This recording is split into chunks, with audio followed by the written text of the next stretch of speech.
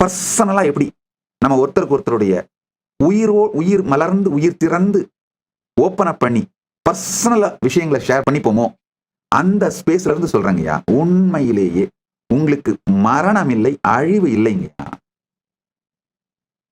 எவயமனோ லூசுத்தனமா மரணம்ங்கிற brain wash பண்ணி வச்சிருக்கானுங்க உங்களை. இந்த வளர்சிதை மாற்றம்ங்கிறது நிகழ்ந்து கொண்டே இருக்கிறதுங்கய்யா. அது அப்படியே நடந்து போய்கிட்டே இருக்குங்கய்யா. இப்போ நீங்க எல்லாம் என்ன நினைக்கிறீங்க? கரெக்ட் சாமி, நான் பிறந்த உடனே நான் இறந்த உடனே இன்னொரு பொறுப்பெடுத்துருவேன்னு தெரியுது.